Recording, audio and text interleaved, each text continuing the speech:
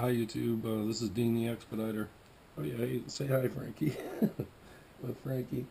I'm checking in on Sunday from the man cave, which is the finished basement. Just to give you an update, Frankie's vaccinations are finished tomorrow for rabies. He's a puppy, so he's got his final, and then we could go into Canada starting Tuesday, so that's the plan, and that's what we're going to do. So that'll add miles and add another dimension to the business. I previously went into Canada and I got out of it, and now I'm going back in.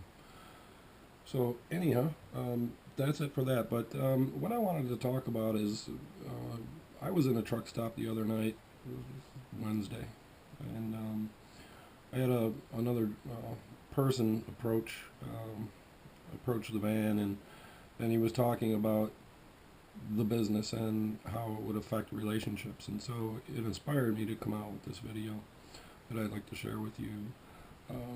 He said, I've got a fiance that has 3 children, and I have a tree trimming service, and we're really slow in the winter, and I'm looking to maybe do expediting, in the wintertime when there's virtually nothing going on in the tree service business, or switching over to expediting completely. And he started asking me a lot of questions about the pay.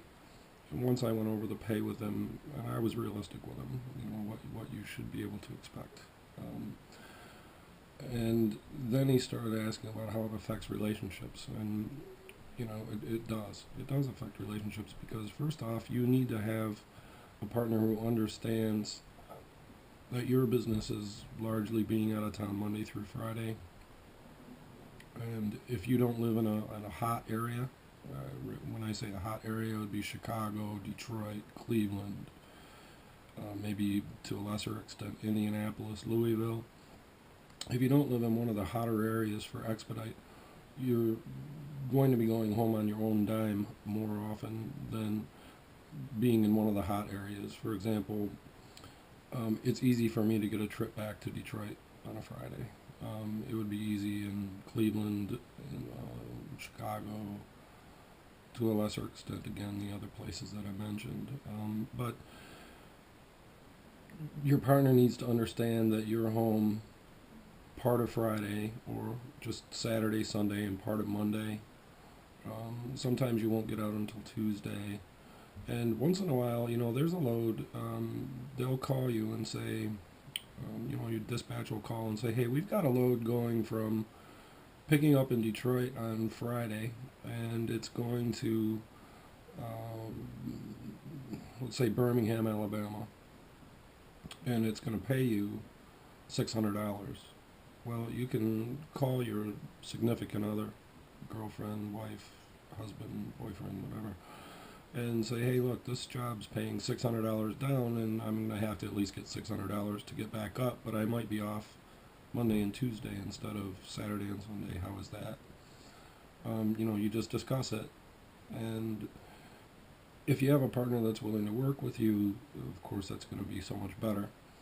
And let me give you my life experience as far as relationships in this work. I had a steady girlfriend that wanted to be mutually exclusive, and that lasted all winter long. It's no longer there, really. I mean, the relationship's kind of gone away for the most part. She'll call and hang up, things like that, but no real discussions going on. Letting me know she's there, but at the same time not wanting to communicate. So I want to keep you around, but I don't want to deal with you right now, type of thing. And that goes into the next phase of this, which is when you reach middle age. You've got a lot of women that have experiences with exes. They're divorced, they have children, and they'll, for example, in this particular case, this woman's husband came and went all the time. He used to leave her and come back to her, and leave her and come back to her, and this went on for 25 years. And so she kept making comments to me in text and verbally as well. I know you're just going to walk away, which I have no intention. I've never been the kind of person that walks away, but what I'm saying is we're all carrying baggage, both men and women, when you reach middle age. Don't transpose what your ex did onto the next person, or you're not moving on. You're not moving on. You're stuck in the past, and you can't accept what's in the future. So, where do you find someone when you're only home, 2 nights a week, and you're tired? You're tired. You rest at home a lot. Well, there's an answer to that. You can always do online dating, and I've had very limited success with that. Because I don't approach anyone on it, I just wait for someone to contact me, and I determine if I'm interested, and maybe contact them back. But I'm not too much of a believer in that. But what I do recommend is to join Meetup. Go to Meetup groups. You can find them online, and there's an app you can put on your phone, and they're meetups where a group of people will get together. For example, board game night, euchre night, karaoke night, dinner night. All different types of things. If you're a guitar player, there's a guitar players night, all kinds of different things. And you go there and meet like-minded people, and I do that. I've been doing that just for the past couple of weeks after this relationship ended. It's like, okay, what am I going to do with my weekend for fun, when I'm not resting or busy, taking care of things with the business. Go to Meetup. Go to a Meetup group. It really is a lot of fun, and I meet a lot of people there, and we end up hanging out and having a blast. And I got a date off of that. I was sitting there just watching someone karaoke, and I was laughing because they were really bad. Well, everybody, it's just fun. So, anyways, they were really bad. They were singing "King of the Road" or some song that they butchered it. Anyhow, I was laughing, and some woman saw me and approached me and sat down, across from me, and we had a drink and talked, and there was some mutual interest there. I wasn't really that attracted to her, but at the same time, she was fun to talk to. So we talked during the week, and then I set up a date, and we went out and had dinner. And I asked her. I said, she was 46 or 47. I said, so are you divorced or widowed? No, I've never been married. Really? Well, that's strange. You're fairly attractive, and I'm thinking to myself, I find it unusual. When you meet a woman who's over 40 and never been married, even over 30, really, these days.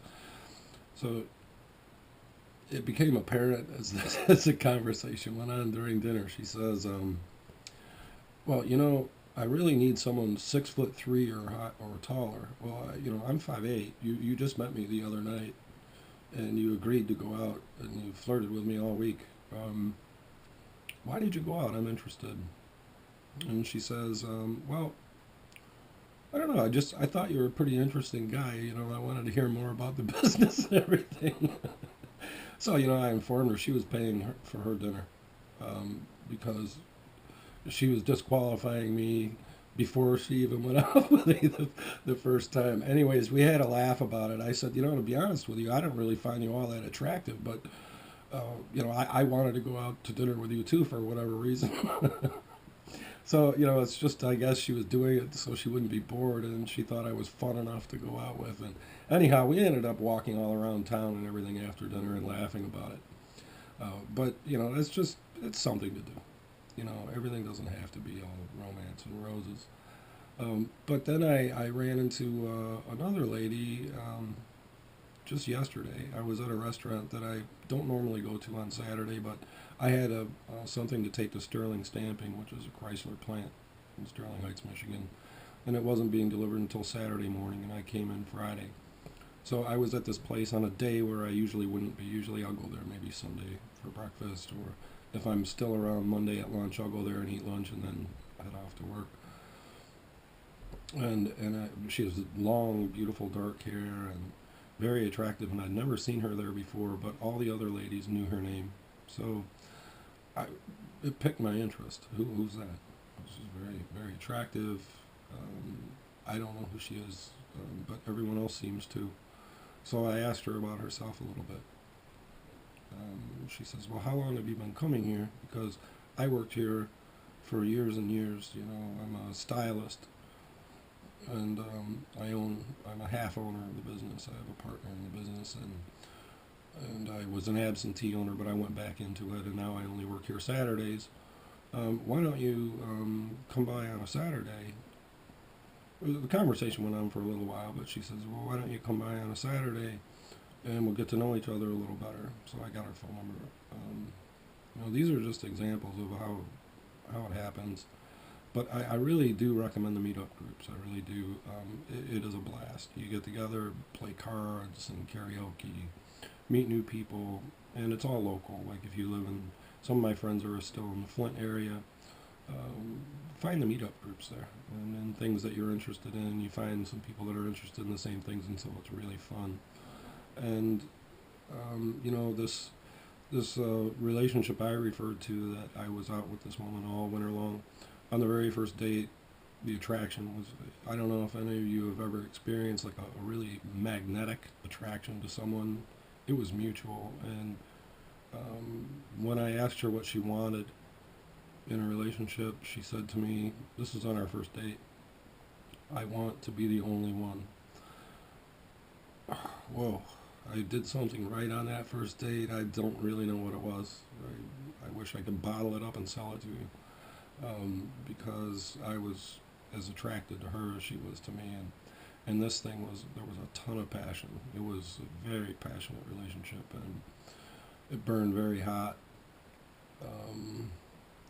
There was love too. It wasn't a lust thing. It was just this. I don't know how to explain it. This highly magnetic attraction to each other, and then that's all I can say.